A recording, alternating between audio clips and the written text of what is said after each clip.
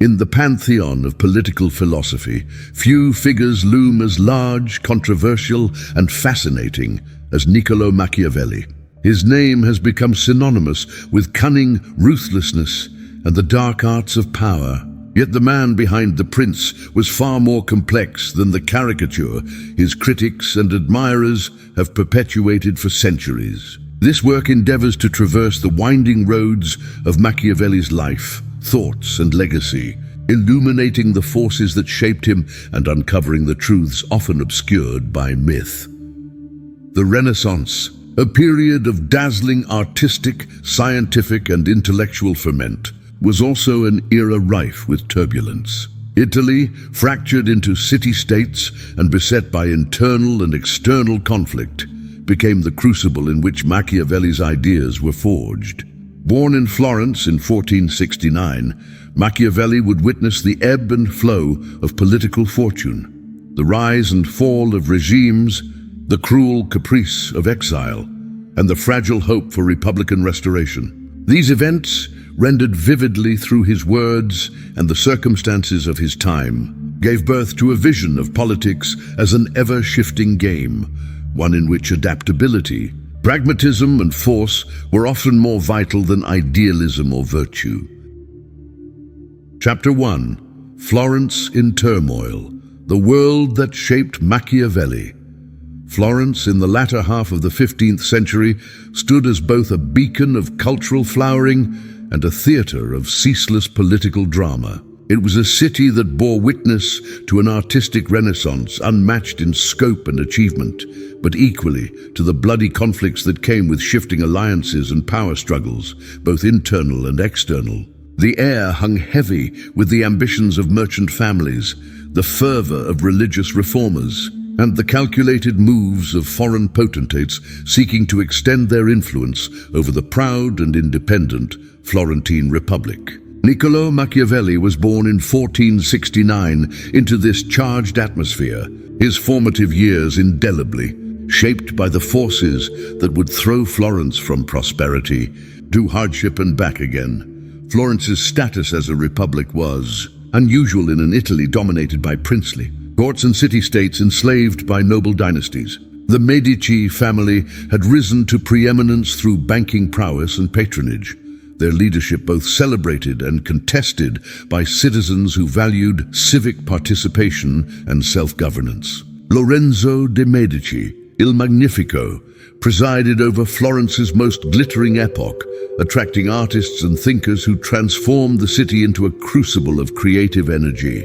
Yet beneath this veneer of culture, there simmered resentment toward the consolidation of power and inequality, manifesting in smaller revolts and the rise of voices like the Dominican friar Girolamo Savonarola, whose fiery sermons condemned the moral laxity of the ruling elite. A sense of instability and tension likely marked Machiavelli's earliest memories. His father, Bernardo Machiavelli, was connected to the lesser nobility, but shared with many Florentines a prevailing anxiety about the city's future. When Lorenzo died in 1492, Florence descended into crisis. Facing invasion from the French king, Charles VIII, leaders scrambled to defend their position, and the Medici faltered under the weight of external and internal pressure. Savonarola seized the moment, pushing through radical reforms and urging Florentines toward penance, Puritanism, and the establishment of a godly commonwealth. The bonfire of the vanities, a notorious ritual burning of luxury goods, artworks, and sinful objects, epitomized this burst of religious zeal. It was against this swirl of events that Niccolò Machiavelli matured. The young Machiavelli observed the fragility of power, the capriciousness of popular will, and the devastating consequences of short-sighted rule. Rome and Venice loomed as rivals, and the patchwork of small Italian states wrestled for dominance or survival. At the same time, Spain, France, and the Holy Roman Empire gazed greedily upon Italy's riches. In Florence, chaos and opportunity danced together. Young men were called to arms, alliances were brokered or ruptured overnight, and the fate of republics hung in the balance. In this turbulent landscape, Machiavelli's education, steeped in Latin history and classical philosophy, offered both refuge and inspiration. He read Livy and Cicero, absorbing lessons in virtue and statecraft, but also watching these ideals crash against the realities of contemporary politics. The dual nature of Florence, its pride and vulnerability, deeply imbued Machiavelli with skepticism regarding the purity of human motives and the hazards of political naivete. The city was his crucible, shaping his vision of politics as a realm of necessity rather than idealism. Florence's struggles were not merely political. They left scars on the collective psyche. The Republic's repeated oscillations between autonomy and domination by the Medici birthed a generation wary of factions and vigilant against outside manipulation. Machiavelli's eventual entry into public life was an extension of this ethos, one of service, realism, and engagement with the persistent trials facing his city. As Florence battled against internal division and external threats, Machiavelli sharpened his insights, learning from every reversal and every fleeting victory. Indeed, Machiavelli's life cannot be separated from Florence's fate.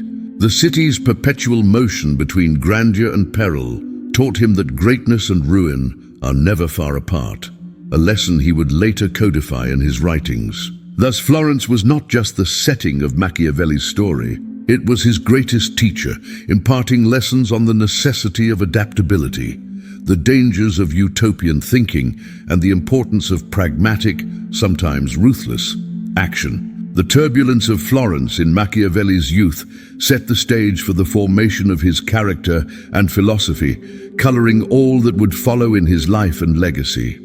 Chapter 2. A young diplomat entering the political arena.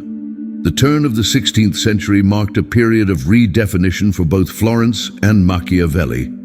Having grown up in a city that oscillated between republican freedom and oligarchic rule, Machiavelli entered adulthood with an acute sense of the precarious nature of political authority. His intellectual curiosity and keen observations soon translated into opportunities for public service, opening the door to the world of diplomacy and statecraft that would become his lifelong vocation. In 1498, at the relatively young age of 29, Machiavelli was appointed second chancellor and secretary to the Dieci di Libertà e Pace, the 10 of Liberty and Peace, a council responsible for Florence's foreign affairs and military matters. This role thrust him into the heart of politics, demanding both loyalty to the fragile republic and the practical skills necessary to navigate the treacherous waters of Italian diplomacy. Florence's interests and survival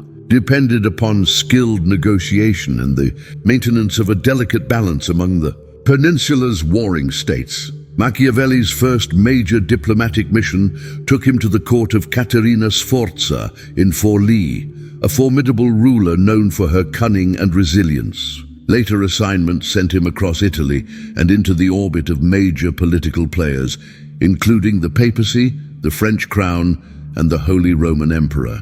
These missions were not mere formalities. They exposed Machiavelli to the raw realities of intrigue, betrayal, and shifting alliances, crystallizing his understanding of power not as an abstract moral principle, but as a force to be wielded, contested, and managed strategically. One of Machiavelli's most significant posts was as envoy to Cesare Borgia, the ruthless son of Pope Alexander VI and a symbol of ambition without scruple. Borgia's campaign to carve out a principality in central Italy was marked by the kind of violence, cunning, and audacity that would later fill the pages of The Prince. Machiavelli, both repulsed and fascinated, observed a masterclass in the ruthless application of realpolitik. Borgia manipulated allies and adversaries alike, employing mercenary armies, assassins, and deception with cold calculation. Machiavelli reported back to Florence not just on Borgia's actions, but on the psychological dimensions of his leadership. The fears, loyalties, and calculations that shaped every decision. Through these experiences, Machiavelli honed diplomatic techniques that blended quick intelligence with adaptability. He cultivated the art of listening, discerning the true motives behind words, and responding not according to rigid principles, but to the evolving context. He learned that the ends often justified the means, a lesson Florence itself relied upon as it fought for survival amid larger powers. Machiavelli's correspondence reveals a mind at work, one that catalogues not only political developments, but also personal reflections on the nature of power, ethics, and strategy. What distinguished Machiavelli during this period was his refusal to indulge in illusions, insisting instead on grappling with the world as it was, not as he wished it might be. His reports often contained candid assessments, even uncomfortable truths, challenging the complacency or wishful thinking of his superiors. Florence entrusted him with sensitive negotiations because he was both loyal and unsparing, committed to the Republic's well-being above personal gain. This pragmatic approach often brought suspicion and envy, yet it cemented Machiavelli's reputation as a shrewd and resourceful diplomat. The years spent in service to Florence broadened Machiavelli's horizon, not only in terms of political knowledge, but also regarding human behavior itself. He saw leaders rise and fall, sometimes felled by their own hubris, sometimes undone by forces beyond their control. Each mission taught him that fortune could be courted but never fully controlled, that boldness must be tempered by caution, and that survival required both vision and compromise. Machiavelli's immersion in the diplomatic field offered foundational material for his later reflections on leadership and governance. In retrospect, Machiavelli's diplomatic career was a microcosm of Renaissance Italy itself, vibrant, perilous, and unpredictable. These experiences did not harden Machiavelli into cynicism, but rather instilled in him a nuanced skepticism, a belief that virtue was desirable, but that prudence, flexibility, and innovation were indispensable. The lessons learned on the roads and in the courts of Italy would eventually crystallize into some of the most enduring principles of political theory, forming the backbone of Machiavelli's legacy as both statesman and scholar. Chapter 3: The Rise of the Republic, Service to Florence. Machiavelli's ascent as an influential figure within Florence's republican government was marked by a commitment not just to office, but to the idea of civic participation itself. Following the ouster of the Medici and the execution of Savonarola in 1498, Florence entered a new phase, the restoration of republican institutions and the hope for a stable, representative political order. As secretary to the Second Chancery, Machiavelli moved among the most critical agencies administering foreign policy and military affairs, his remit extending from diplomacy to the creation and management of Florence's defense apparatus. During this period, Florence aspired to assert its independence and renew its civic identity. Machiavelli, at the heart of these efforts, pushed for reforms designed to reinforce collective responsibility and the capacity of the city to withstand external threats. One of his most innovative projects was the establishment of a citizen militia, a break from the traditional reliance on mercenary forces, whose loyalty could be bought or dissolved as quickly as their contracts. Machiavelli believed that only men with a stake in the city's future would fight with true commitment and resolve. He drafted organizational schemes, oversaw recruitment, and invested in training, aiming to forge an army that embodied Florence's republican ideals. This experiment met resistance. Conservative factions favored the practical advantages of hiring seasoned mercenaries, while others distrusted Machiavelli's radical vision. Nonetheless, his involvement underscored the enduring friction between theory and practice. Machiavelli's writings, both private and public, grappled with the tension inherent in building ideal institutions on imperfect human material. The citizen militia was, in many ways, an embodiment of Machiavelli's belief in the need for resilience, adaptability, and unity in the face of adversity. Alongside his duties, Machiavelli observed the workings of the Signoria and the various councils, remarking upon both the dynamism and vulnerability of the Republican model. The constant threat of factionalism, elites vying for control, populists stirring unrest was ever present. Machiavelli advocated for constitutional reforms that safeguarded the public interest over individual ambition, stressing the importance of checks to arbitrary power. He drew inspiration from Rome's Republican past, seeing in ancient models both lessons and warnings. Florence's rise as a republic under Machiavelli's stewardship was far from smooth. The city was hemmed in by hostile neighbors, entangled in alliances with France, and under the watchful eye of the papacy. Machiavelli's efforts to secure Florence's stability took place amid these broader currents: dispatches to France, negotiations with Venice, and tense encounters with papal envoys.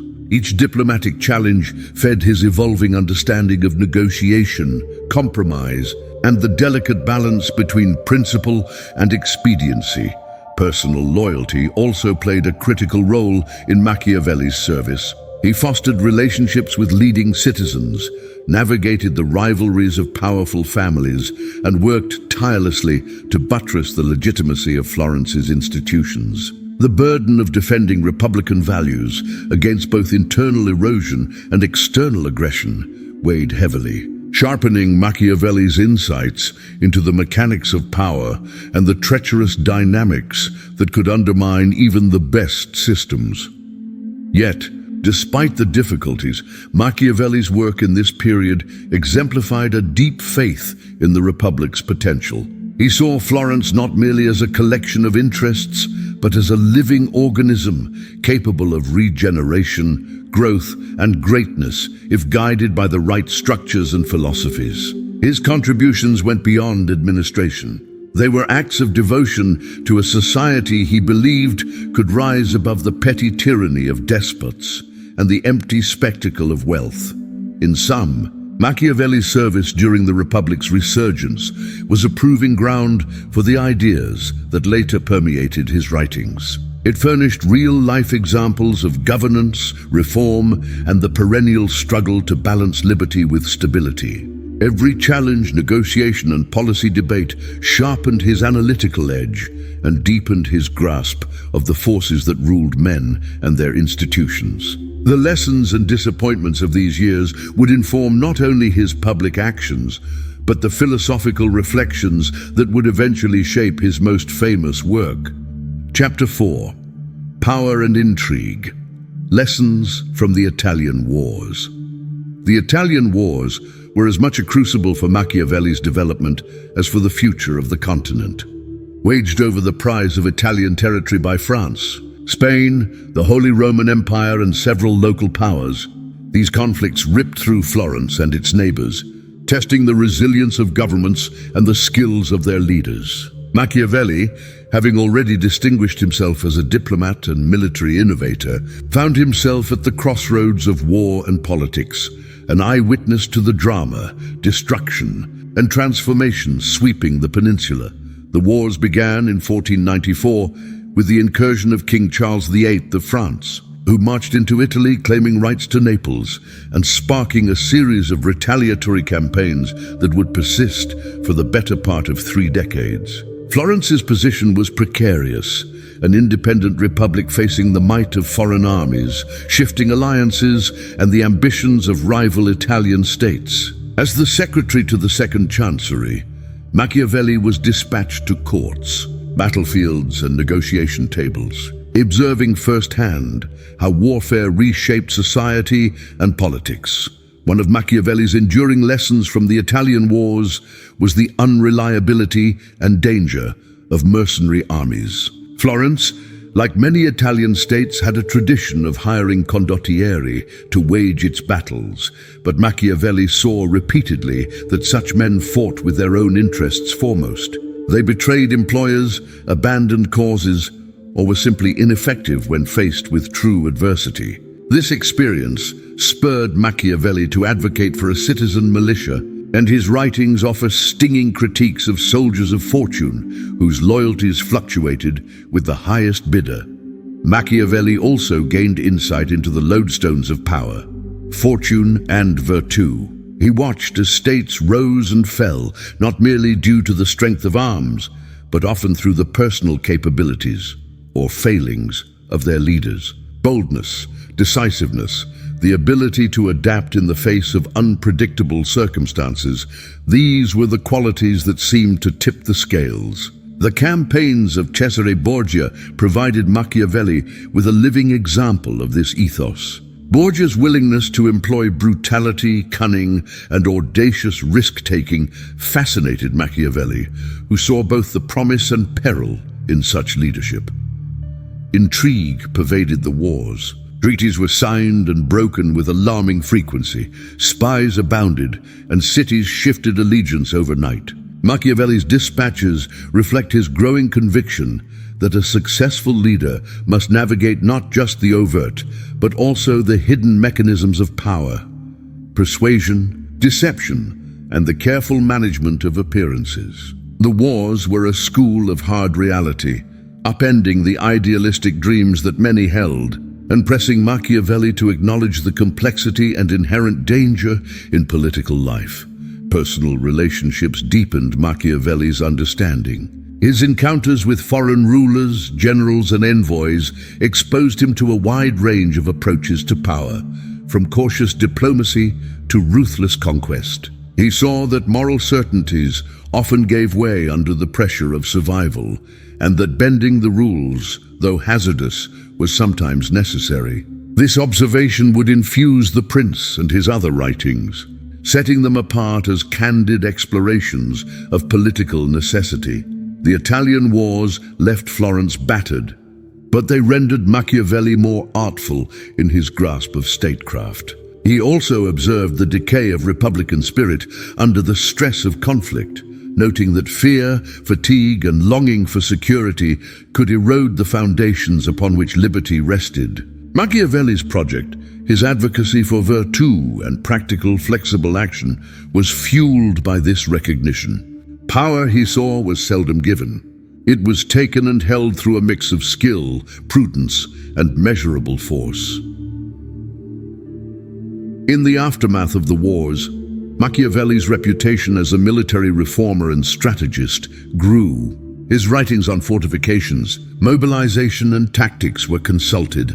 But even as he worked to shore up Florence's defenses, he recognized that the deeper challenge lay in the character and spirit of its people and rulers. The Italian wars imparted unforgettable lessons, that history was shaped by contingency as much as by planning, that fortunes on the field could not be trusted, and that greatness depended upon the relentless pursuit of adaptability and innovation. Through it all, Machiavelli's insights matured into a philosophy that privileged results over ideals, the maintenance of power over empty virtue. He became, through adversity, a pioneer of political realism, unafraid to confront the darker aspects of governance. The legacy of the Italian wars, written in both blood and wisdom, haunted his views and established the foundations for his later work, compelling him to think not just about what ought to be, but what actually was. Chapter 5. The Fall of the Republic, Machiavelli's Arrest and Exile. In the waning years of the Florentine Republic, the city became a crucible of anxiety, ambition, and betrayal. Machiavelli, a public servant devoted to the fragile freedoms of the Republic, stood at the center of these tumultuous times. The fall of Florence to the Medici in 1512 marked a profound rupture, not only in the politics of Tuscany, but in Machiavelli's personal fortunes. The abrupt transition from functionary to suspect was swift and merciless, plunging Machiavelli into the agony of exile and setting the stage for a period of profound intellectual transformation. Before this fateful year, Machiavelli held the position of second chancellor in the newly reconstituted Florentine Republic. His duties ranged from diplomatic missions to overseeing military affairs, a testament to his versatility and the confidence placed in him by Republicans striving to maintain Florence's autonomy against external threats. Machiavelli collaborated with leading figures, navigated the treacherous seas of Italian politics, and devoted himself to crafting strategies for the city's survival. He was no distant theorist. His insights were forged in the crucible of urgent decisions and precarious alliances. But Florence, ever unstable, found itself increasingly vulnerable. The Medici, exiled decades earlier, returned in force thanks to shifting allegiances and French intervention. The Republic collapsed with astonishing rapidity. In the aftermath, those associated with its government, Machiavelli among them, became objects of suspicion. Machiavelli's well-documented Republican sympathies and his active role in opposing Medici interests all but guaranteed his persecution. The mechanics of repression were swift. Machiavelli was implicated in an alleged conspiracy against the Medici, though evidence was tenuous. He was arrested, subjected to torture, and imprisoned within the grim confines of Florentine cells. The agony of physical torment was compounded by psychological despair, the abrupt severing from public service, the loss of dignity, and the fear of death. For Machiavelli, who had invested himself fully in the civic life of Florence, exile would come to represent not just physical absence, but existential dislocation. Yet, Machiavelli survived. After weeks in prison, a general amnesty secured his release, though not his restoration to honors or responsibility. He retreated to his modest estate at Sant'Andrea in Percucina, a rural outpost south of Florence. The transition from the heart of political life to isolated study was a bitter one, haunted by memories of vigorous engagement and the daily humiliations of exclusion. Machiavelli's correspondence reveals a man wrestling with despair, his pleas for employment, his laments at lost purpose, and his longing for the tumult of political intrigue. Exile, however, was not merely a period of suffering. In the enforced quietude and solitude, Machiavelli's mind sharpened, seeking refuge in reflection and writing. The pain of displacement became the engine of intellectual creation. Stripped of office and power, he turned inward, channeling the lessons of his career and the wounds of his fall into works that would outlast the tempests of his age. The great irony of Machiavelli's life is that the world-changing pages of The Prince were conceived amid the ashes of defeat, when Florence's freedom lay in ruins and his own prospects seemed extinguished. Thus, the fall of the Republic and Machiavelli's subsequent arrest and exile form the crucible from which his mature philosophy emerged. It is a story not merely of political transition, but of personal devastation, and ultimately of the resilience that allows a thinker to transmute grief into genius. In bearing witness to the collapse of an ideal, Machiavelli was compelled to confront the enduring realities of power and survival, realities that would resonate through every word he wrote in isolation. Chapter 6, Writing in Isolation, The Birth of the Prince.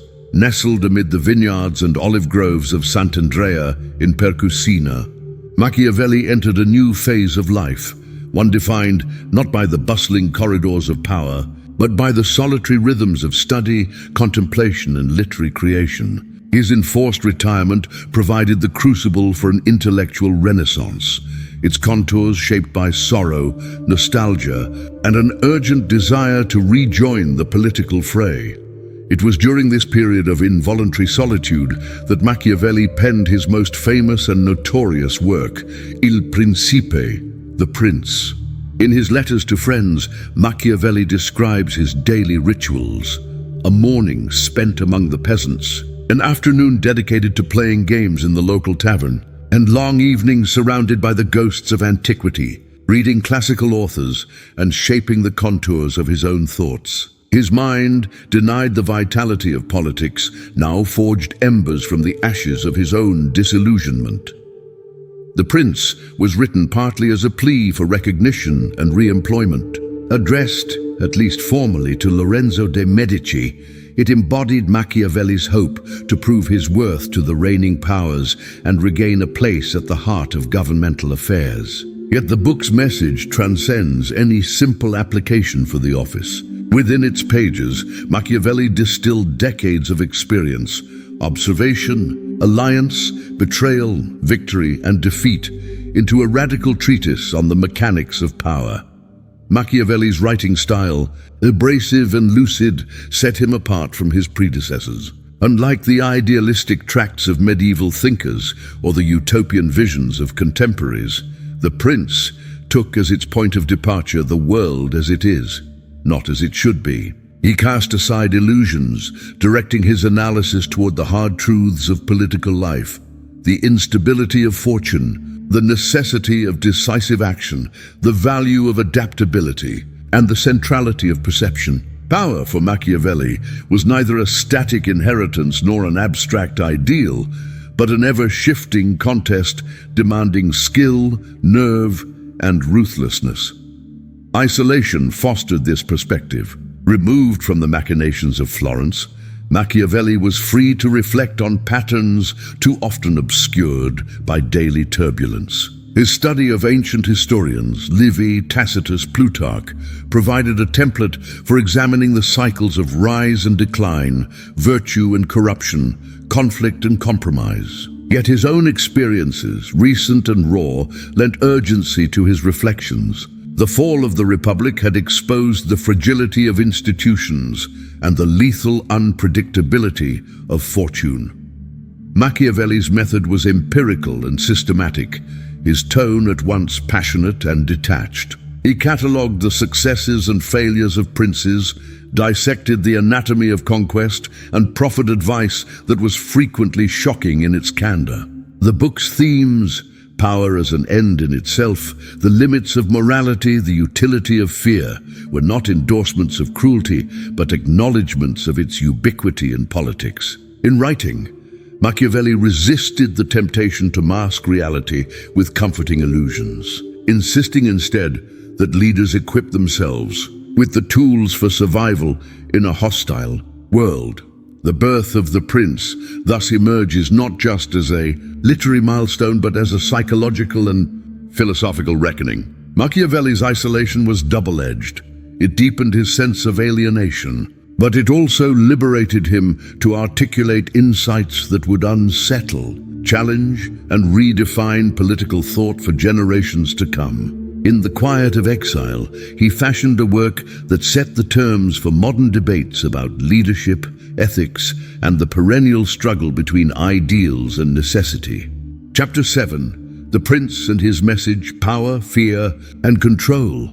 The Prince stands as one of history's most provocative treatises, a concise manual intended not merely for rulers, but for all who navigate the labyrinth of authority. Within these pages, the themes of power, fear, and control are examined with an intensity and clarity rare in political literature.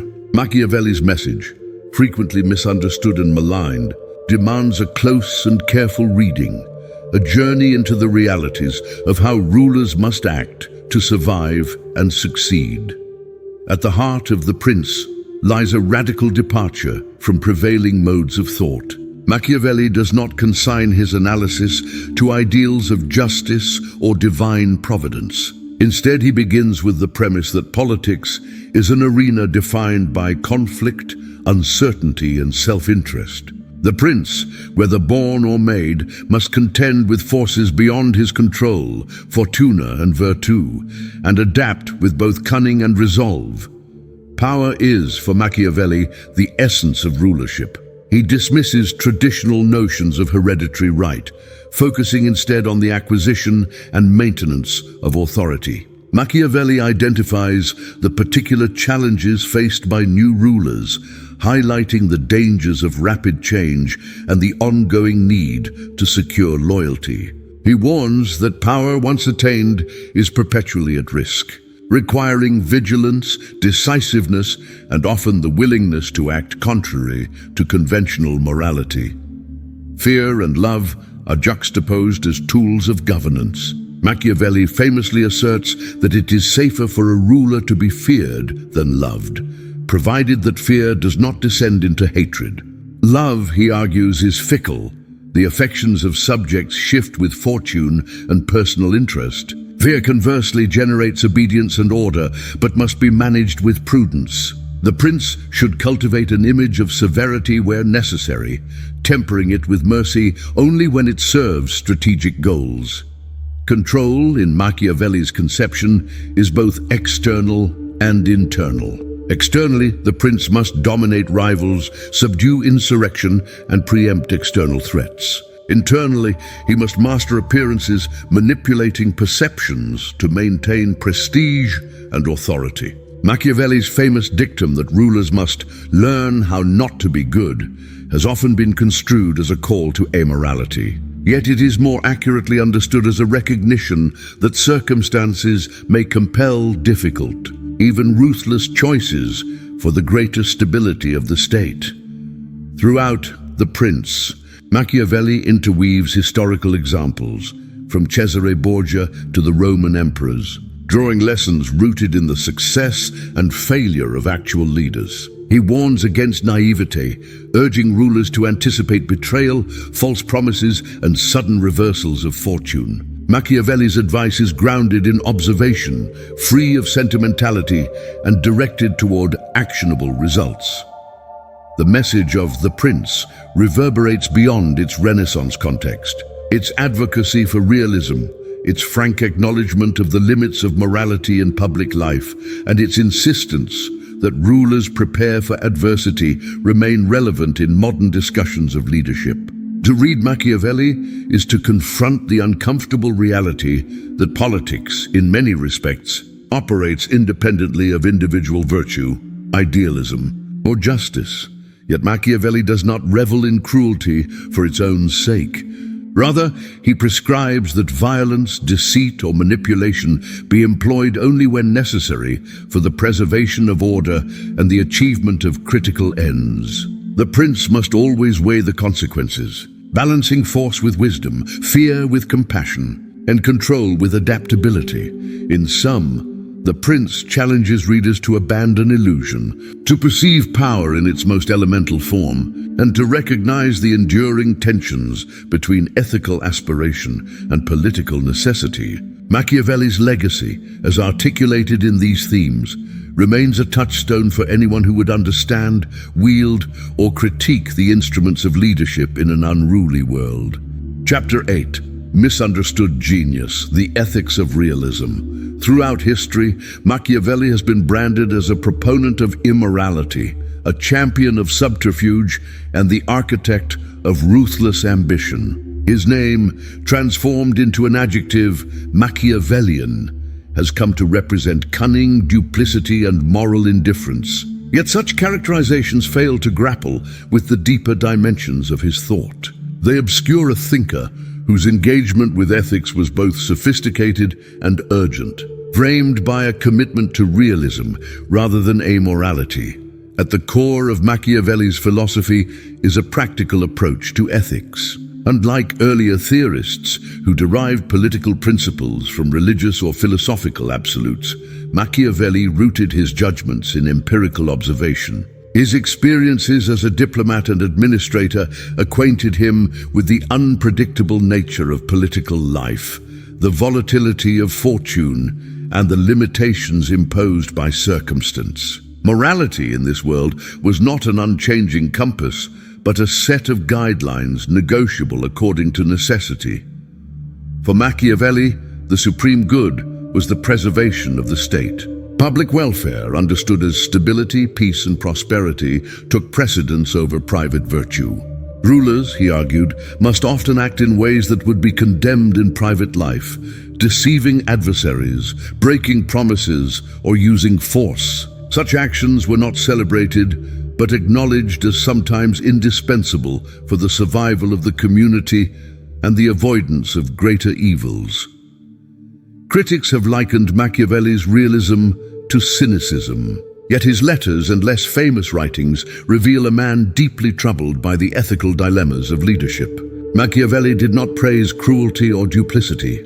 Rather, he lamented a world in which such measures were sometimes the only available means to secure collective well-being. His conception of virtue, an amalgam of courage, skill, and foresight, was inseparable from the demand that the ruler take responsibility for difficult decisions, acting not for personal gain, but for the enduring interests of the polity. Machiavelli's ethics are best understood as conditional. He argued that when circumstances permit, rulers should cultivate and enact the virtues of honesty, loyalty, and generosity. However, he also recognized that fortune sometimes places rulers in situations where the strict adherence to these virtues would lead to disaster. In such cases, flexibility, adaptability, and the willingness to depart from conventional morality became necessary virtues in themselves. A critical aspect of Machiavelli's realism is his distinction between appearance and substance. He understood that the perception of virtue could be as important as its reality, especially in times of crisis. The prudent ruler must therefore be adept in the arts of persuasion and concealment, projecting strength and integrity even when strategic exigency demands other actions. Machiavellian realism, rightly understood, is not the abandonment of ethics, but a recognition of their complexity in political life. Machiavelli's concern was not with ends justifying means in all cases, but with the responsible navigation of competing demands, unforeseen emergencies, and the moral paradoxes inherent to governance. He sought to arm rulers with wisdom, a wisdom born not of idealism, but of engagement with the rough terrain of reality.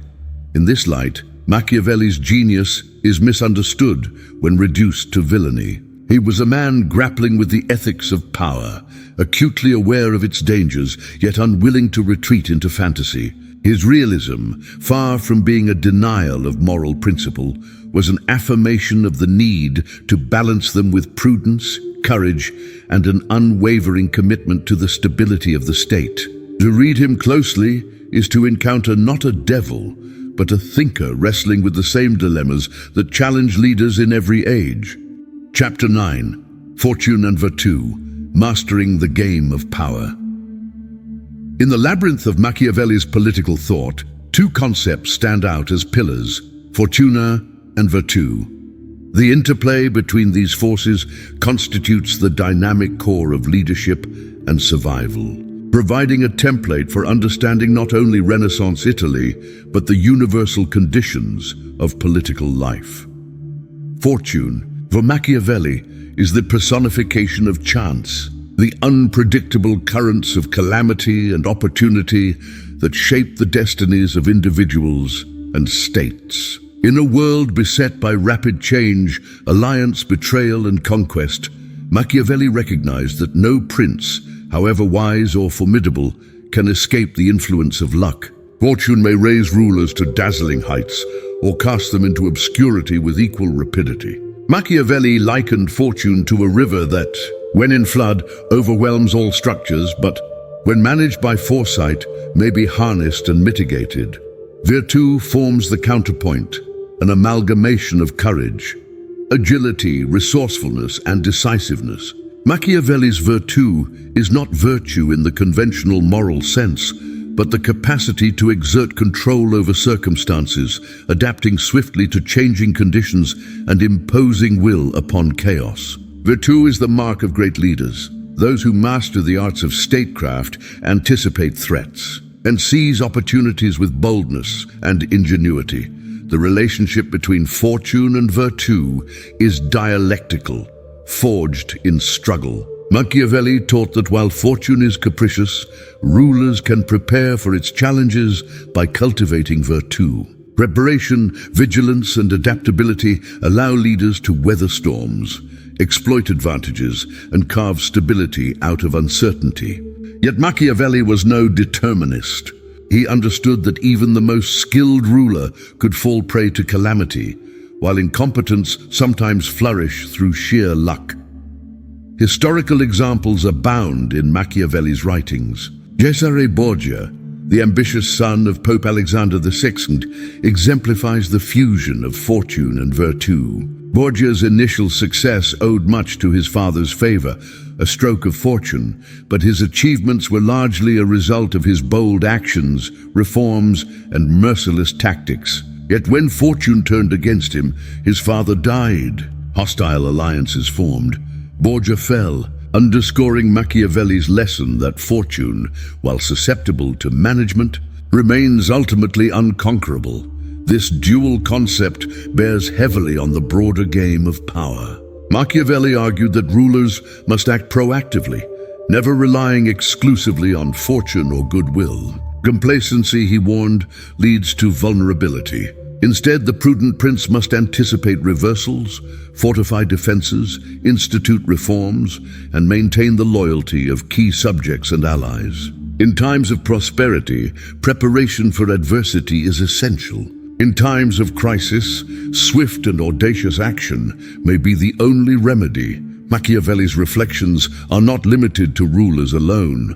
They invite all participants in public life to recognize the tension between chance and skill, fate and choice. Mastering the game of power requires discriminating judgment, a willingness to grasp the moment, pivot as needed, and marshal resources with relentless energy. Virtue, then, is not static but situational, evolving in response to challenges and demands.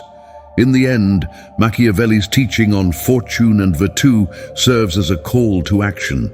He invites leaders to embrace uncertainty, cultivate strength, and recognize that greatness is forged in the crucible of adversity. The game of power is never won or lost by fortune alone. It is the domain of those who, guided by experience and adaptable wisdom, strive endlessly to bend circumstance to their will, even knowing that fortune may at any moment render all efforts futile. Chapter 10. The Art of Deception, Strategy and Survival.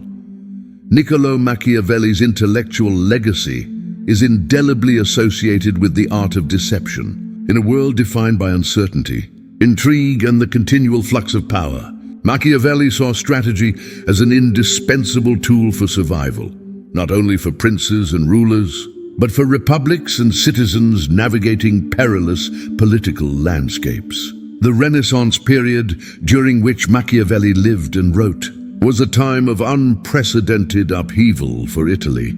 Competing city-states jostled for dominance. Foreign armies marched across the peninsula, and internal plots threatened the very fabric of society. Amid this chaos, the cunning strategist emerged, forging methods not merely for ambition, but for self-preservation. In The Prince, Machiavelli draws on personal experience and broader observation to assert that successful rulers are those who can deftly manipulate circumstances. His notorious advice, that it is better to be feared than loved if one cannot be both, serves as a succinct encapsulation of his realism. In Machiavelli's reckoning, public affection is unreliable, easily dispelled in times of crisis. Fear, by contrast, preserves order, offering the stability a leader requires. Yet the stratagems Machiavelli outlines go far beyond stark dichotomies of fear and love. He introduces the concept of virtue, an energetic, adaptive force, through which leaders seize opportunity and bend fortune to their will. The adept statesman must recognize shifting alliances, guileful adversaries, and the fragile loyalties of subjects. Success, Machiavelli contends, depends not simply on following rigid moral codes, but on possessing the agility to employ deceit when circumstances demand Machiavelli's acceptance, even. Endorsement of deception as a legitimate tool of governance was both revolutionary and distressing to contemporaries, steeped in idealistic frameworks. For many, his assertion that appearances are as vital as reality and that rulers must often be great pretenders and dissemblers was a radical departure from the medieval conception of principled, divinely mandated authority. Machiavelli, however, did not advocate deceit as a universal principle. Instead, he urged the crafting of illusion as one strategy among many, intended to secure the survival and prosperity of both state and ruler. Perhaps nowhere is Machiavelli's appreciation for strategic deception more evident than in his analysis of Cesare Borgia. Borgia, a cardinal son and military commander, exemplified audacious, adaptive leadership. Machiavelli praises his ability to forge alliances and eliminate rivals with deft brutality, actions that, while morally ambiguous, ensured temporary stability and consolidated power. In chronicling Borgia's ruthless efficiency, Machiavelli neither glamorizes nor condemns. Rather, he presents an unvarnished case study in pragmatic leadership, urging readers to recognize the harsh exigencies of political life. Equally significant is Machiavelli's notion that deception is best deployed in the service of a broader vision. The manipulative ruler in Machiavelli's schema must gauge both the limitations and potentialities of subterfuge. Excessive duplicity erodes trust, fosters rebellion, and ultimately undermines the foundation of rule. The art, therefore, lies in discernment, knowing when to dissemble and when to reveal truth, when to appear benevolent and when to assert dominance. Underlying Machiavelli's advocacy of strategic deception is a profound pessimism, born of his observation that humans are inherently fickle, self-interested, and at times oblivious to the machinations around them. To survive in such a world, he argues, rulers must anticipate betrayal, forestall threats, and mask their intentions. Distrust is not a vice, but a vital safeguard, an awareness that the greatest danger often lurks in the guise of friendship, sincerity, or loyalty. In delineating the art of deception, Machiavelli insists on adaptability. The effective leader must read the political climate, adapt to unforeseen changes, and leverage opportunities with precision. Herein lies the essence of Machiavellian strategy, a dynamic practice rooted in acute observation, relentless analysis, and the willingness to subvert convention when necessary. Modern readers may recoil at Machiavelli's apparent endorsement of deceit, but to do so is to misapprehend his broader project. Far from promoting amorality, Machiavelli's writings reflect an earnest attempt to understand and contend with the realities of a broken world.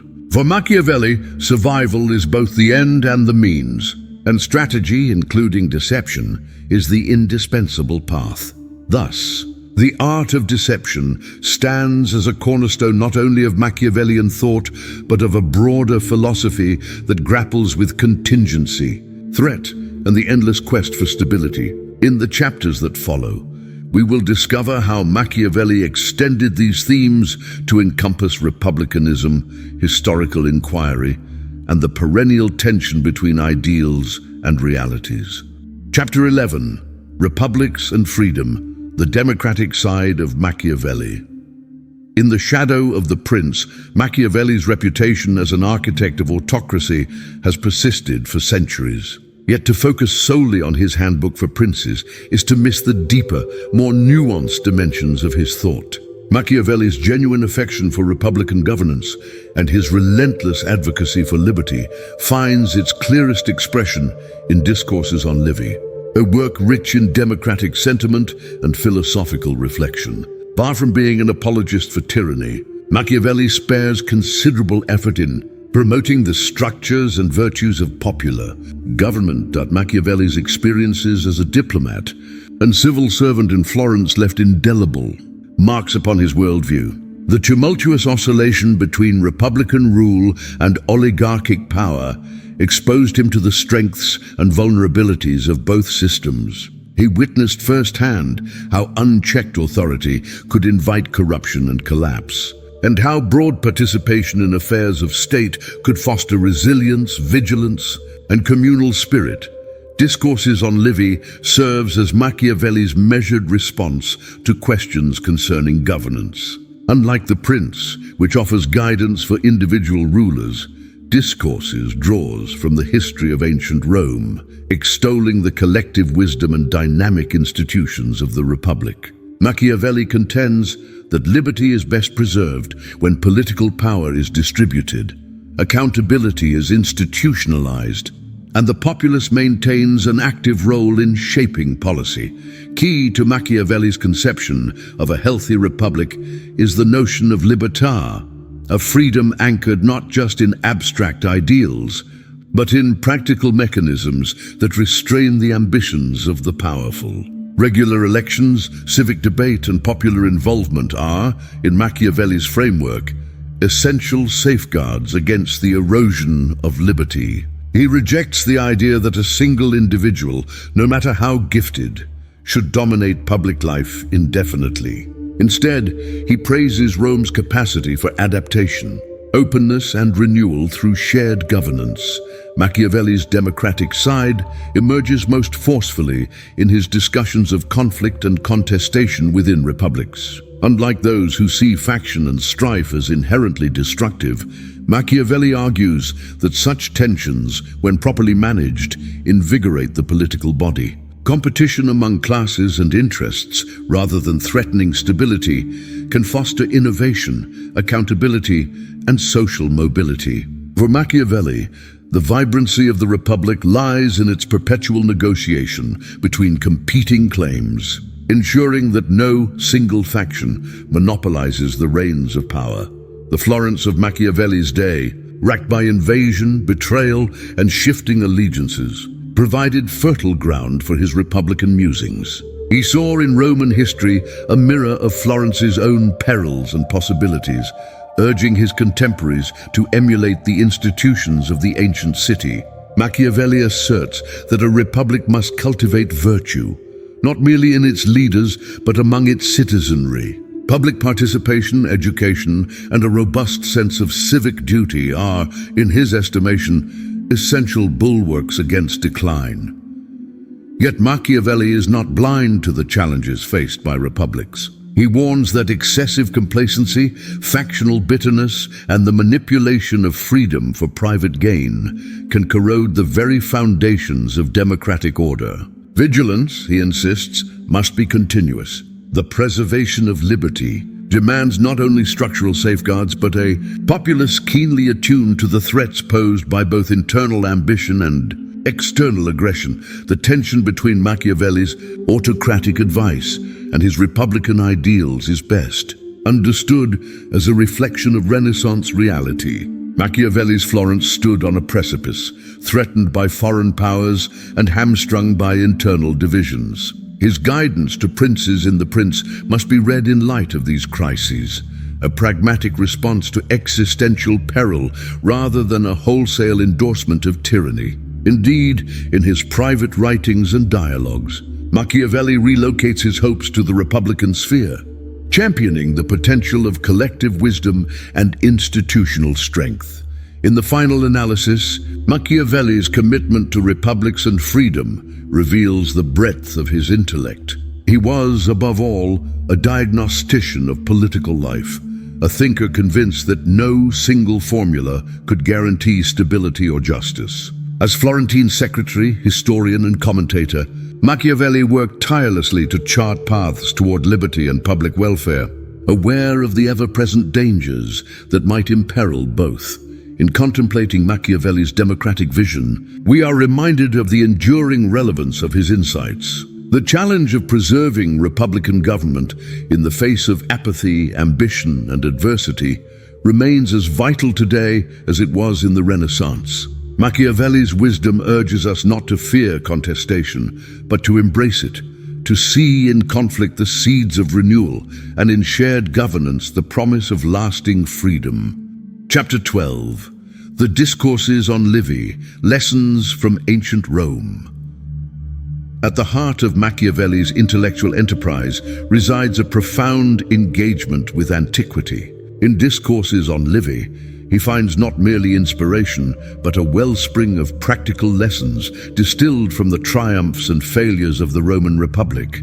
Through rigorous historical analysis, Machiavelli builds a bridge from the ancient world to his own, convinced that the past harbors answers to the perennial dilemmas of politics, power, and stability. Machiavelli's Discourses stands apart from contemporary historical writing in its relentless pursuit of utility. For Machiavelli, history is not a catalogue of quaint curiosities, but a laboratory for governance. He combs Livy's texts for examples of fortitude, prudence, and adaptability, qualities he deems essential for the survival not just of Rome, but of any state aspiring to greatness. One of Machiavelli's primary lessons from Rome is the indispensability of mixed government. Rome's early success, he argues, stemmed from its fusion of monarchical, aristocratic, and democratic elements, the consulship, the Senate, and the popular assemblies, each counterbalancing the excesses of the other. This system fostered stability and innovation, enabling Rome to weather crises and resolve internal dissension with remarkable resilience. Machiavelli extols this mechanism, advocating its emulation in Florence and beyond. Machiavelli's study of Rome yields further insights into the management of ambition and corruption. He notes that Rome's greatness was sustained by institutions capable of restraining private interests and elevating public good. Laws, customs, and traditions worked together to channel ambition away from destructive ends, forging a political culture in which citizens could aspire to both personal advancement and communal service. Machiavelli claims that the decline of Rome stemmed from the erosion of these safeguards, from the creeping corruption and concentration of power that rendered the republic vulnerable to tyranny and collapse. Conflict, in Machiavelli's estimation, is not a defect but a vital force. He observes that Rome's vibrancy owed much to the tension between patricians and plebeians. The struggles over rights, privileges, and authority did not paralyze the republic. Rather, they acted as a crucible in which reforms and compromises were forged. Machiavelli contends that such contestation, far from undermining unity, enables a polity to adapt to changing circumstances and stave off stagnation. Another lesson Machiavelli gleans from Livy is the importance of military virtue. Rome's disciplined citizen army, animated by loyalty, courage, and readiness for sacrifice, provides a model for states seeking to resist foreign domination. Machiavelli warns that reliance on mercenary forces detached from national interest invites disaster, a point he reiterates in his writings on Renaissance Italy's vulnerabilities.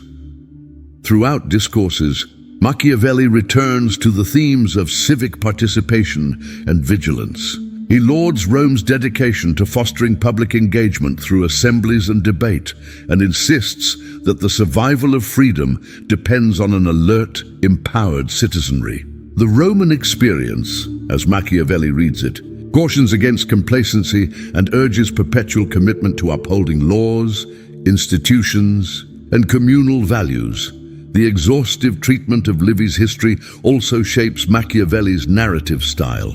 He moves seamlessly between anecdote, analysis, and prescription, never losing sight of the practical import of his subject. His approach exemplifies a new mode of political thinking, empirical, skeptical, and open to revision. The discourses thus stand as Machiavelli's blueprint for republican strength. By mining the examples of Rome, he articulates principles, balance, adaptability, civic engagement that transcend time and place. His message to Florence, and indeed to all modern societies, is clear. Greatness is neither accidental nor permanent. It must be cultivated, defended, and renewed. For Machiavelli, the lessons of Livy are not antiquarian indulgences, but vital instruments for survival. In revisiting the struggles of ancient Rome, he invites his readers to grapple with the challenges of their own day, to reject fatalism, embrace innovation, and invest passion in the collective pursuit of liberty. The discourses on Livy remain, for all their specificity, enduringly universal, a testament to Machiavelli's conviction that history, rigorously examined, can illuminate the path to a more just and resilient future. Chapter 13. Religion and Morality, the Pragmatic View of Faith.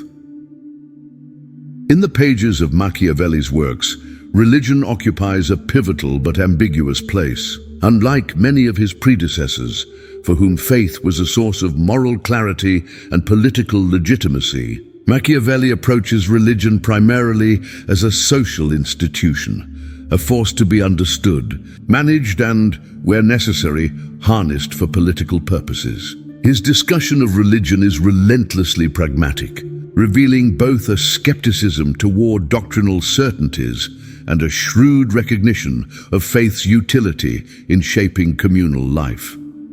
Machiavelli's reflections on religion begin with acknowledgement of its power. He observes that public faith, more than philosophy or law, molds collective behavior, inspiring courage, obedience, and sacrifice. The Roman Republic's success, as chronicled in Discourses on Livy, owes much to a robust religious culture wherein ritual and belief imparted discipline and unity. Machiavelli asserts that religious festivals, omens, and ceremonies are not mere superstitions. They reinforce civic virtue, embed the law in the hearts of citizens, and provide legitimacy for leaders.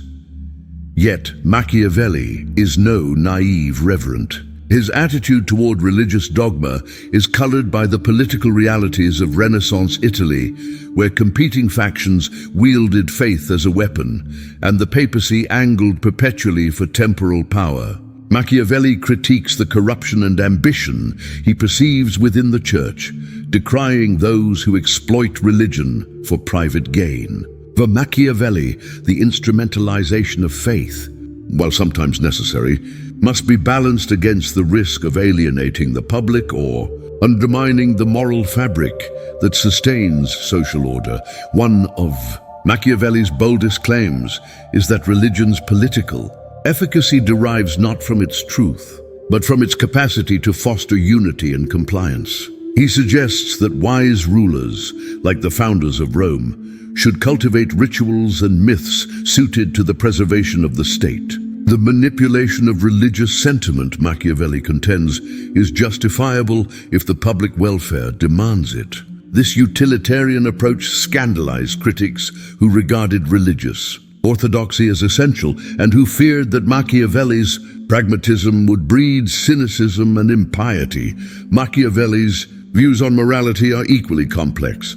While he does not reject ethical reflection, he refuses to subordinate political action to abstract moral principles. The world, Machiavelli insists, is fraught with danger, betrayal, and unpredictability. To navigate such terrain, leaders must distinguish between private conscience and public necessity, sometimes choosing expedience over virtue. This does not mean Machiavelli advocates evil. Rather, he acknowledges the tragic structure of political life, in which good intentions are often defeated by circumstance, and compromise is unavoidable.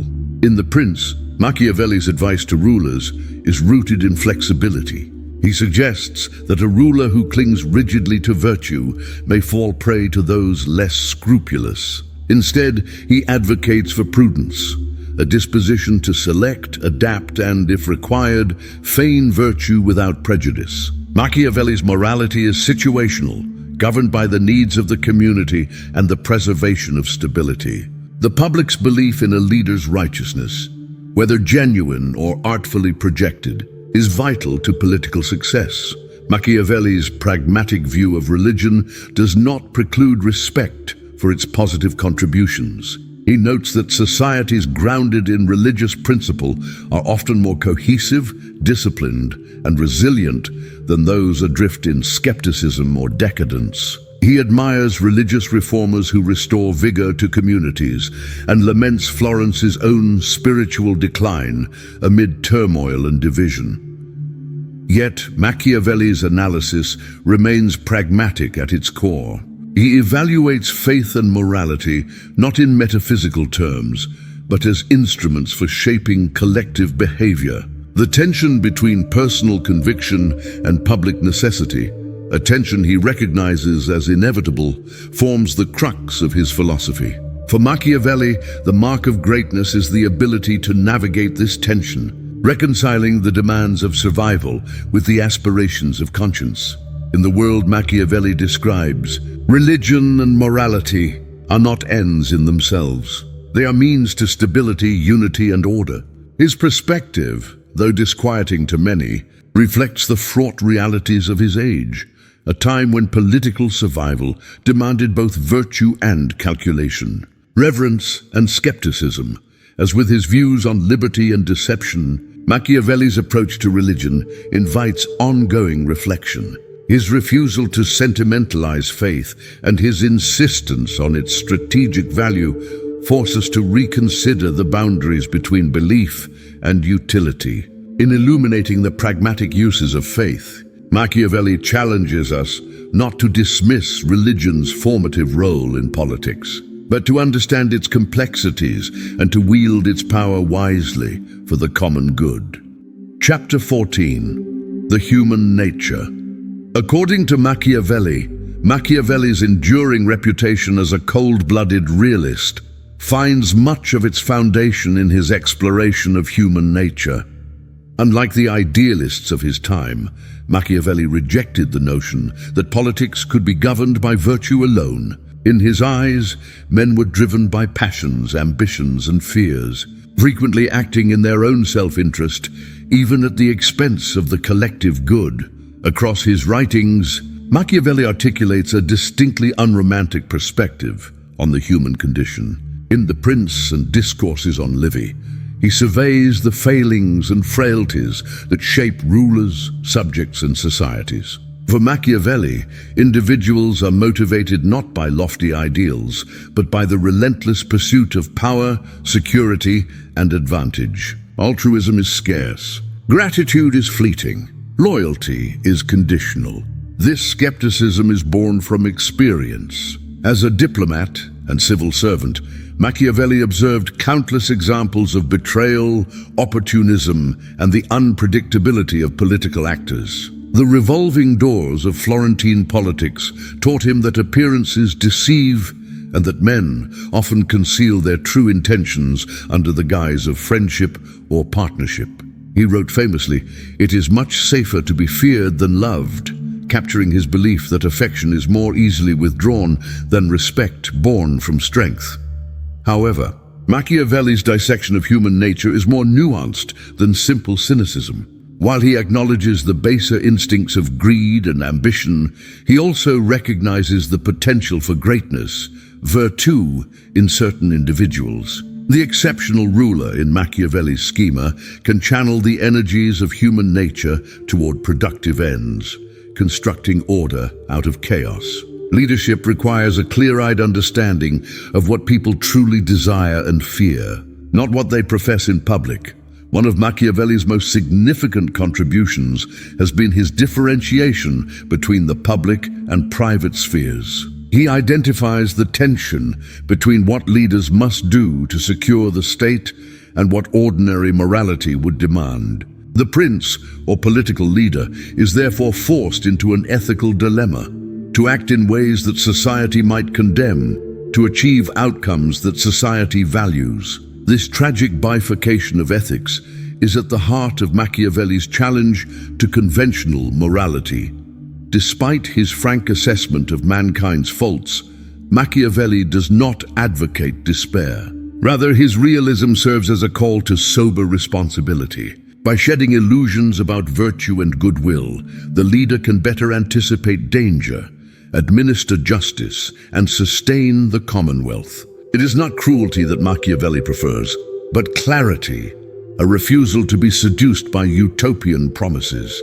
Among Machiavelli's most striking insights are his reflections on fortune and the role of chance in human affairs. He posits that while fortune governs much, men of virtue can seize opportunity and bend outcomes to their will. Human nature, in this light, becomes both the obstacle and the instrument of political achievement. The adept ruler navigates the unpredictable currents of desire, fear, and envy, always mindful of the tempestuousness of those he governs. Furthermore, Machiavelli does not entirely dismiss the possibility of virtue and loyalty. He notes that periods of crisis can unite populations in defense of the community, and that wise leaders can foster trust and dedication by aligning personal ambitions with the public good. Machiavelli's realism, then, is laced with an understanding of potential, albeit rarely realized, in human behavior. Contemporary readers often struggle with Machiavelli's dispassionate tone, mistaking his analyses for endorsements. Yet his primary objective is to uncover the hard truths about how societies function, how rulers succeed or fail, and how the mechanisms of power operate in the real world. In doing so, Machiavelli constructs a framework for political action that remains relevant in democracies and autocracies alike.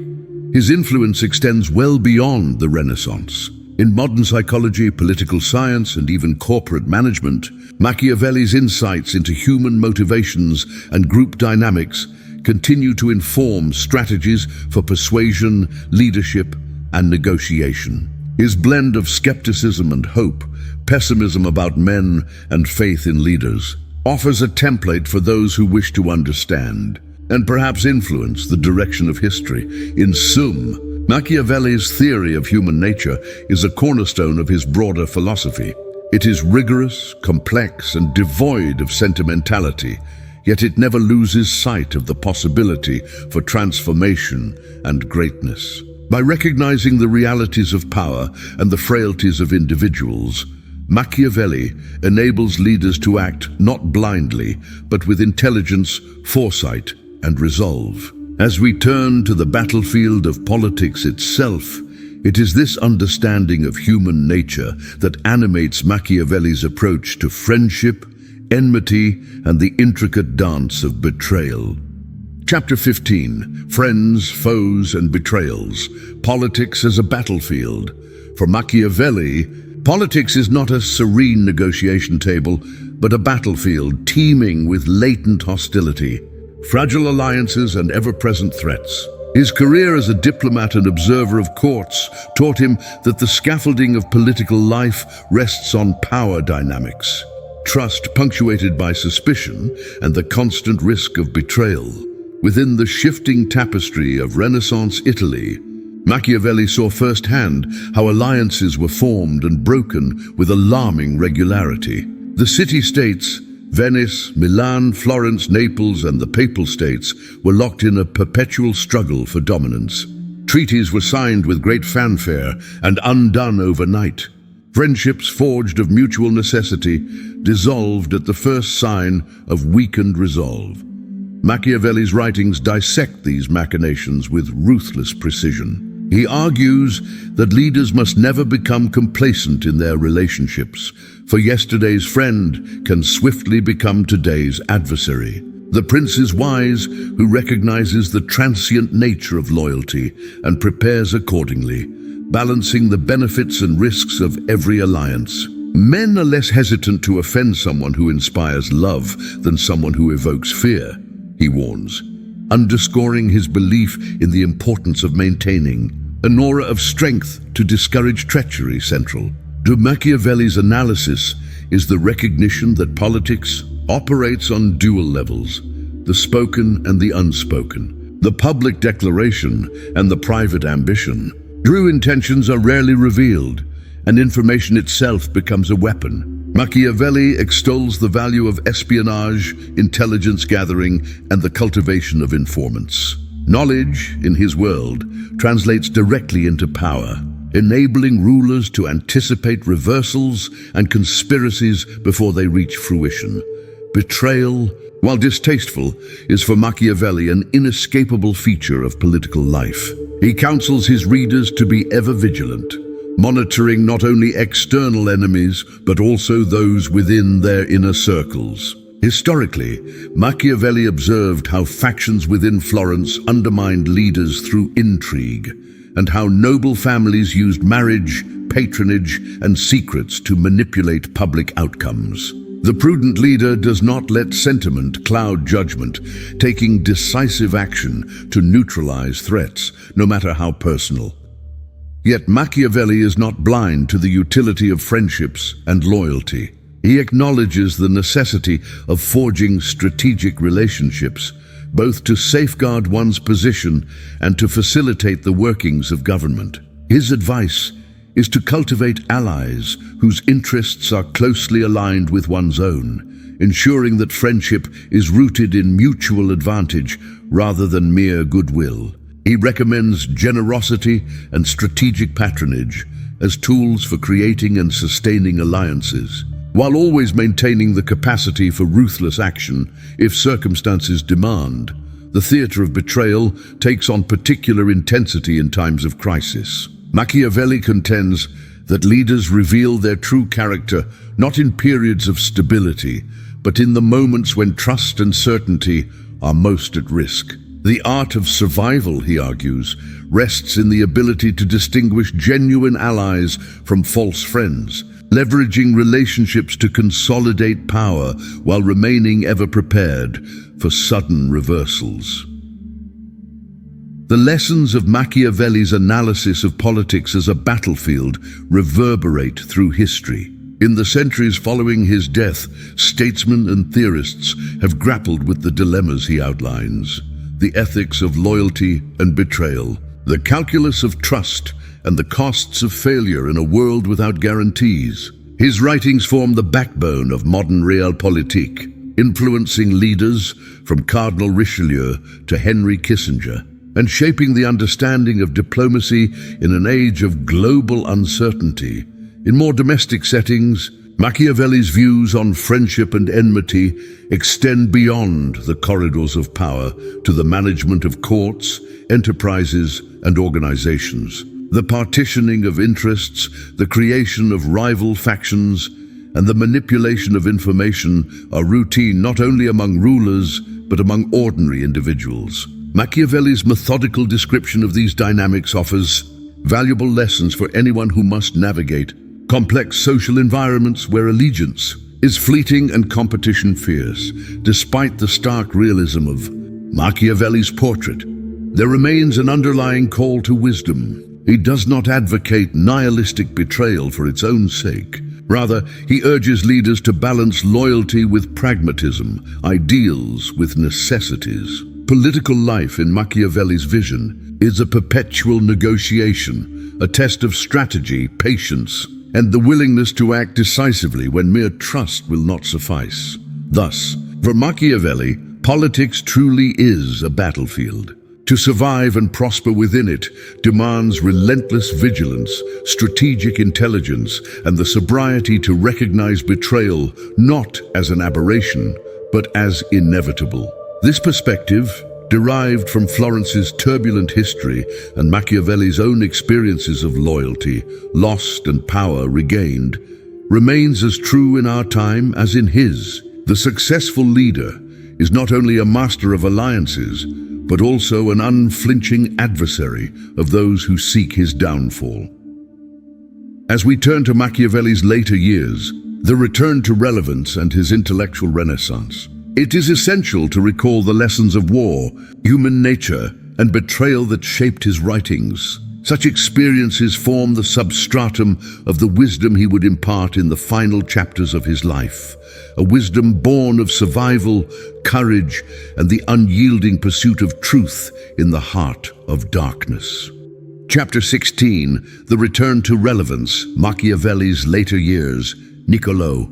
Machiavelli's later years are often characterized by a struggle for personal redemption and a quest to reclaim significance within the tumultuous political sphere of Florence. After decades of diplomatic service, Machiavelli's life took a dramatic turn in 1512, when the Medici family returned to power and purged the city's public offices. Machiavelli, who had served the Florentine Republic with dedication, found himself cast aside, imprisoned, and ultimately exiled. This period of personal and political exile is crucial in understanding Machiavelli's transformation from secretary to philosopher. Stripped of his titles and official duties, Machiavelli retreated to his modest estate outside Florence, engaging in passionate correspondence and literary pursuits. The years of exclusion were a crucible for his most iconic works, reshaping his approach to politics, human nature, and his own legacy. During his enforced seclusion, Machiavelli wrote widely. His letters from this time reveal a man deeply wounded by his fall from grace, yet unyieldingly committed to intellectual inquiry. One of his most famous missives, addressed to his friend Francesco Vettori, describes his daily routine: mornings spent tending to his farm, afternoons playing cards in the local tavern, and evenings immersed in ancient texts. In these solitary hours, His mind wandered from the frustrations of contemporary politics to the broader questions confronting society and historical actors. The Prince, drafted and revised amidst this backdrop of marginalization, was intended as both a manual for rulers and a subtle appeal to the Medici for reinstatement. Machiavelli dedicated the text to Lorenzo de' Medici, hoping to demonstrate his value and insight. Yet the treatise's uncompromising realism, its advocacy of adaptability, the necessity of cruelty in certain circumstances, and the prioritization of state stability over personal virtue earned it notoriety and suspicion. Ironically, the work that would ensure Machiavelli's lasting fame did little to restore his standing in Florentine politics during his lifetime. Despite the absence of formal power, Machiavelli maintained a vibrant intellectual life. He engaged with fellow thinkers, reflected on the tumult of Italian history, and conceptualized new political and philosophical frameworks. His other major works from this era, such as Discourses on Livy and The Art of War, reveal a thinker preoccupied with the mechanics of republican government, the role of the citizen, and the fragility of liberty. Machiavelli's attempts to return to office were punctuated by intrigue and disappointment. He remained hopeful that his allegiance and expertise would earn him a place in the Medici administration, submitting memoranda and political advice. Nonetheless, his reputation as a Republican loyalist and his association with the previous regime made the ruling family wary. Despite this, Machiavelli continued to forge alliances, participate in social gatherings, and maintain correspondence with influential figures, ensuring his relevance in intellectual circles.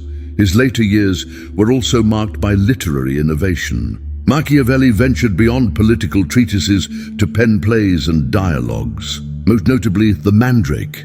These works, laced with irony and social commentary, shed light on his understanding of human motivation and the subtle interplay of power, deceit, and desire.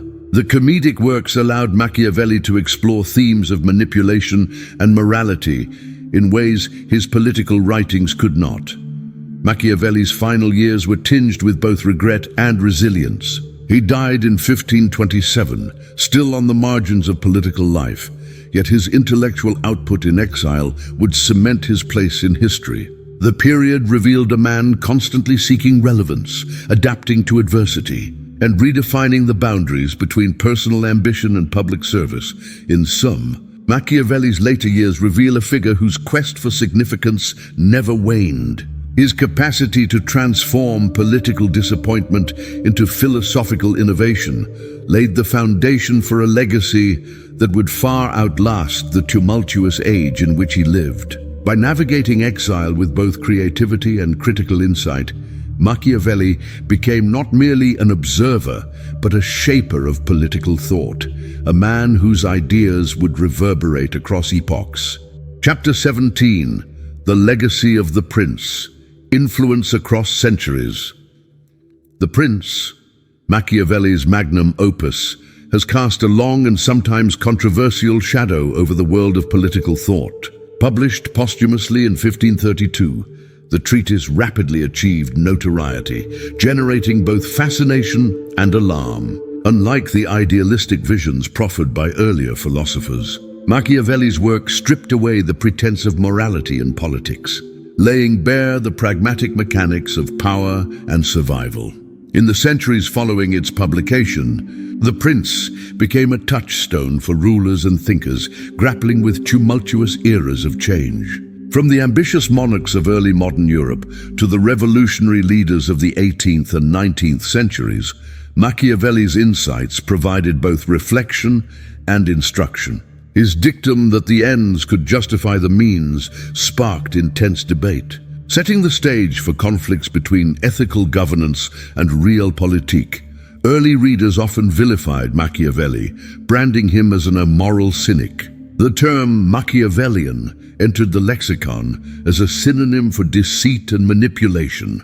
Yet these simplistic judgments obscure the nuanced intentions behind his work. Machiavelli did not advocate evil for its own sake. Rather, he argued for a flexible approach to rule, one that recognized the unpredictability and danger inherent in political life. The enduring impact of The Prince is evident in its adaptability across vastly different contexts. During the turbulent reign of Elizabeth I in England, advisors invoked Machiavellian principles to navigate religious and dynastic strife. Enlightenment thinkers engaged with Machiavelli's arguments as they reimagined the relationship between rulers and the ruled. Revolutionaries such as Napoleon Bonaparte admired the treatise for its practical wisdom, while critics pointed to its dangers as a justification for tyranny. In the modern era, The Prince has inspired both scholars and practitioners. Political scientists dissect its principles to illuminate the perennial struggle for authority and order. Leaders as diverse as Otto von Bismarck, Franklin D. Roosevelt, and Deng Xiaoping have exhibited, whether consciously or not, echoes of Machiavellian strategy, embracing pragmatism, shifting alliances, and the careful cultivation of image. Perhaps most remarkable is the ubiquity of Machiavelli's thought in popular culture and discourse. His teachings surface in the rhetoric of corporate boardrooms, the plotting of fictional anti-heroes, and the web of international relations. The deep skepticism he harbored toward idealism and empty promises finds resonance in societies witnessing the limitations of virtue alone. Yet the legacy of The Prince is not confined to practical politics. It is also a source of reflection and critique. Writers and philosophers have debated the ethical costs of Machiavelli's realism, questioning whether the defense of the state can ever justify abrogations of personal morality. In this ongoing conversation, Machiavelli is both an inspiration and a challenge, a figure who forces societies to grapple with the uncomfortable truths of governance. Ultimately, the legacy of The Prince lies in its capacity to provoke thought across centuries. Whether embraced, abhorred, or endlessly dissected, Machiavelli's treatise remains an indispensable reference point for anyone seeking to understand the complexities of power, the nature of leadership, and the enduring tension between morality and necessity. Chapter 18, Machiavelli and Modern Politics, Realism in Action. The resonance of Machiavelli's insights within modern political practice is both profound and pervasive. The essence of Machiavellian realism, an unflinching recognition of the constraints, dangers, and unpredictabilities of public life, has shaped contemporary governance, international relations, and ideological battles. At its core, Machiavelli's philosophy asserts that effective leadership demands an acute awareness of practical realities and an uncompromising willingness to adapt tactics to circumstance. In the 20th and 21st centuries, the revival of Machiavellian thought has accompanied periods of upheaval and transformation. Political leaders confronting existential threats, ideological polarization, and shifting balances of power have repeatedly invoked Machiavelli's advice, whether consciously or through instinctive adoption of similar principles. The tumult of the Cold War, for example, saw the rise of strategies rooted in pragmatism, secrecy, and the calculated use of alliances. Echoes of Machiavellian doctrine, realism, as developed in international relations theory, owes much to the Florentine thinker. Scholars such as Hans Morgenthau and later practitioners like Henry Kissinger drew heavily on Machiavelli's work to forge systems premised on national interest, power equilibrium, and flexible diplomacy. The notion that states must act in their own interest, often in defiance of idealistic rhetoric, remains a cornerstone of foreign policy debate. Domestically, Machiavelli's analysis of political manipulation, popular consent, and the maintenance of authority informs the strategies of contemporary politicians. Electoral campaigns often revolve around image cultivation, agenda setting, and the selective use of information, tactics reminiscent of Machiavellian counsel about perception and the importance of appearing virtuous while acting decisively. The rise of social media and the transformation of political communication have heightened these dynamics. with public figures adeptly navigating the balance between authenticity and controlled messaging. Moreover, Machiavelli's emphasis on the cyclical nature of fortune and opportunity has shaped economic and social policy as well. Leaders who anticipate change, embrace innovation, and restructure institutions in response to new challenges demonstrate a capacity for adaptability central to Machiavellian thought. The tensions between tradition and transformation, and between principle and expediency, are keenly felt in the corridors of contemporary power. Machiavelli's influence extends beyond strategy. It prompts enduring philosophical questions about the ethics of governance. Is it acceptable for leaders to sacrifice certain moral values for the greater good of stability and prosperity? Can democratic societies reconcile Machiavellian pragmatism with the demands of transparency, accountability, and justice? These questions animate debates within political theory, shaping both formal institutions and informal practices. Despite his association with Machiavellian cunning, the philosopher's realism need not be interpreted solely as advocacy for manipulation or ruthlessness. Rather, Machiavelli's writings encourage leaders and citizens alike to recognize the complexity of human motives, the unpredictability of history, and the necessity of vigilance. His insights caution against naivete, anchoring political action in the realities of context, motivation, and consequence. In summary, Machiavelli's impact on modern politics is profound and multifaceted. From global diplomacy to domestic power struggles, his realism provides both a framework and a challenge for those who shape our world. The enduring relevance of his thought lies in its unvarnished appreciation of politics as both art and science, a dynamic enterprise where leaders must navigate between principle and necessity, hope and reality. Chapter 19, The Renaissance Context, Florence, Power and Intrigue. The city of Florence during the Renaissance was both Machiavelli's crucible and his inspiration. To understand the genesis of his ideas, one must delve into the complex tapestry of social, political, and cultural forces that defined Florence in the 15th and 16th centuries. Set amidst the spectacular achievements of the Renaissance, Florence was simultaneously a stage for artistic revolution and ruthless political maneuvering. Florence's unique political structure fueled endless intrigue. Unlike the monarchies that dominated much of Europe, the city was governed by a republic, a system theoretically rooted in the consent of citizens, but frequently destabilized by factions, family rivalries, and external threats. The rise and fall of the powerful Medici family, whose fortunes shaped and reshaped Florentine politics, created an environment where no allegiance was durable and no position truly secure. Machiavelli entered public service during a period of relative calm, serving as a diplomat and secretary for the Florentine Republic. He witnessed firsthand the intense negotiations between Italian states, each wrestling with the uncertainties of alliance and betrayal. The threat of French, Spanish, and papal intervention loomed continuously, rendering the city's politics both vibrant and perilous. Machiavelli's experiences during these years would profoundly inform his later philosophy. The Renaissance itself was a paradoxical age, a time of dazzling creativity and violent struggle.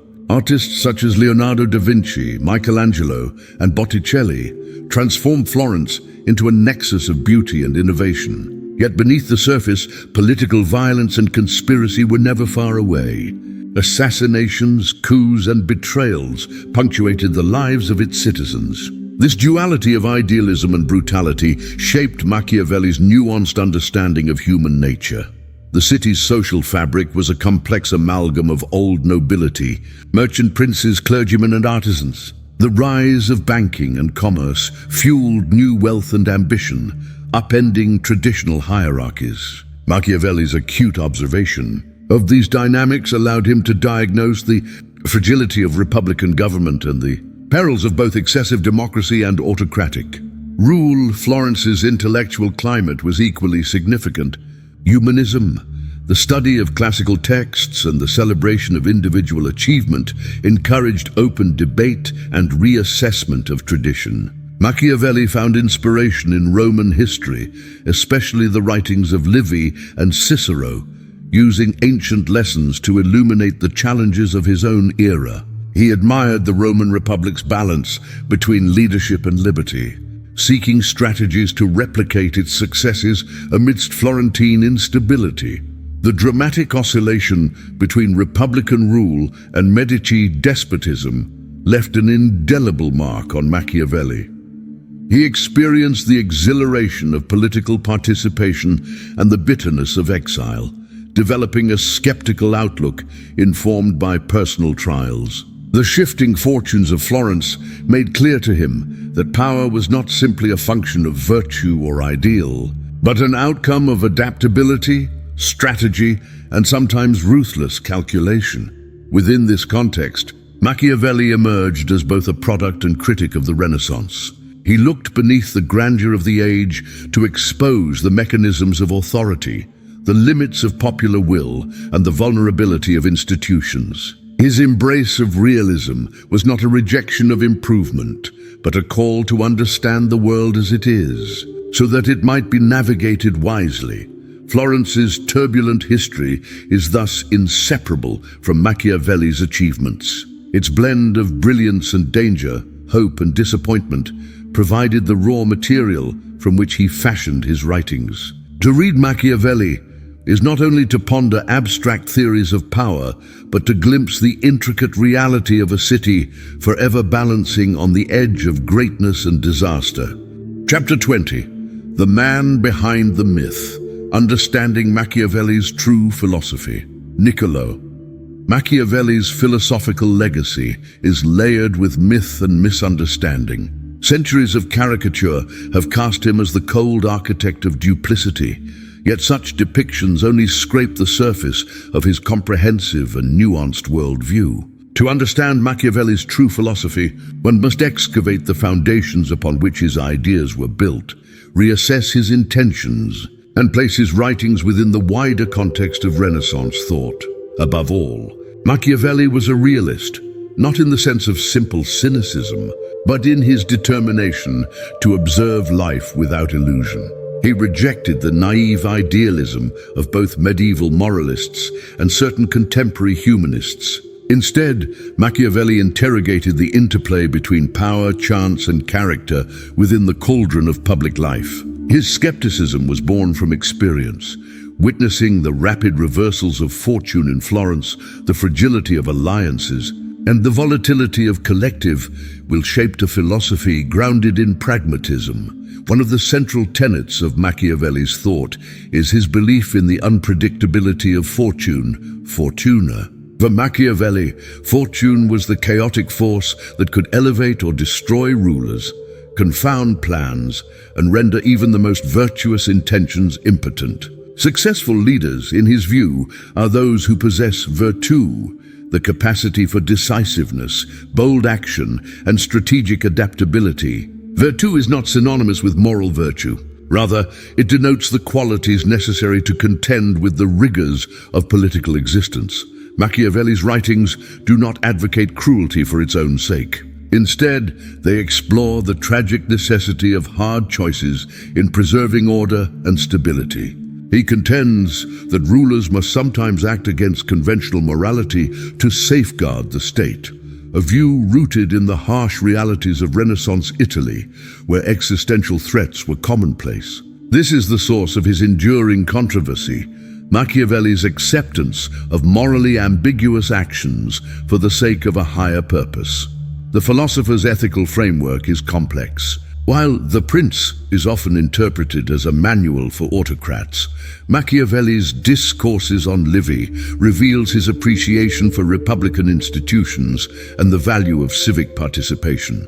He does not propose a one-size-fits-all model of governance, but rather insists that political structures must suit the conditions and temperament of their people.